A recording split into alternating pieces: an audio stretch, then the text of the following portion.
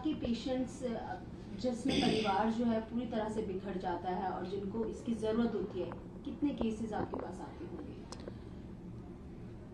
ऐसा वाला जो केस है वो बहुत रेयरली आता है, लेकिन डेफिनेटली जिस ब्रांच में हम काम करते हैं, एंड स्टेज डिजीजेज जो होती हैं, जैसे कैंसर है, एंड स्टेज किडनी डिजीज़ है, एंड स्टेज लंग डिजीज़ है, एंड स्टेज हार्ट डिजीज़ है, ऐसे बहुत सारे केसेस हम देखते हैं और सिमिलर गाइडलाइंस फॉलो करते हैं।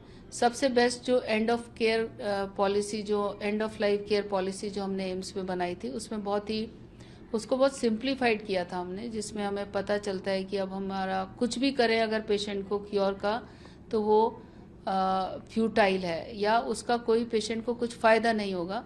तो हम 2-3 डॉक्टर्स बैठ के डिसाइड करते थे कि हमको गोल्स हमारे क्योर की बजाय कंफर्ट केयर होना चाहिए। हम सब बैठ के डिसाइड करते थे।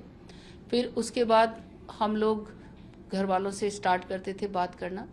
घर वाले भी जब ये चीज़ समझ जाते थे कि कंफर्ट केयर ही हमें ऑप्ट करनी चाहिए, और जब तक वो समझते नहीं थे तब तक हम उसका क्योर जो भी ट्रीटमेंट था वो कंटिन्यू रखते थे।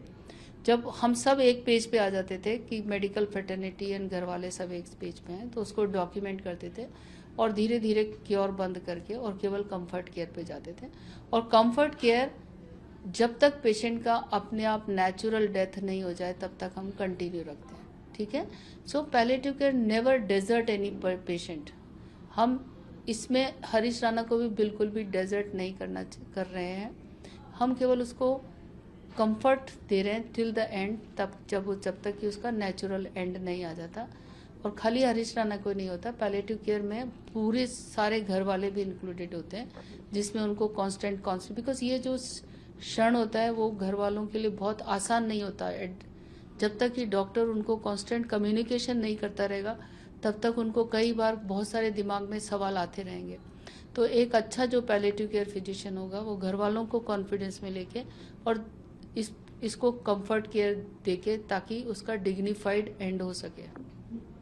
मैम, ये जो यूथनेशिया है ये कई सारी कंट्रीज में होता है, लेकिन अभी भारत में अलाउड नहीं है। ऐसे में आप क्या मैसेज देना चाहेंगी? अगर हम हरीश का केस ही हो, ऐसे कई सारे केसेस हैं, तो ये जो कोर्ट की हियरिंग है ये कितनी जरूरी हो जाती है?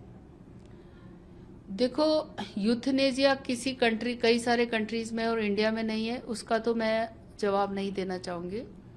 बट इंडिया में अगर हम हर हॉस्पिटल में एक अच्छा पैलिएटिव केयर डिपार्टमेंट बनाएं और एक अच्छा पैलिएटिव केयर सेंटर रखें हर तो ऐसी सिचुएशन नहीं आएगी। ये सिचुएशन जब आती है जब लोगों को मालूम नहीं होता कि अल्टीमेटली पेशेंट जिसका एंड इनएविटेबल है, तो उसको हैंडल कैसे करना है। गुड पैलिएटिव केयर डिपार्टमेंट जहाँ होगा ऑटोमेटिकली ऐसे। लेकिन इस पर्टिकुलर केस में जो सिचुएशन आई है वो मुझे नहीं मालूम कि हमने 13 इयर्स तक हम कैसे पेरेंट्स के ऊपर भी मतलब काफ़ी कितना उन्होंने ब्रेवली उसको सहा होगा।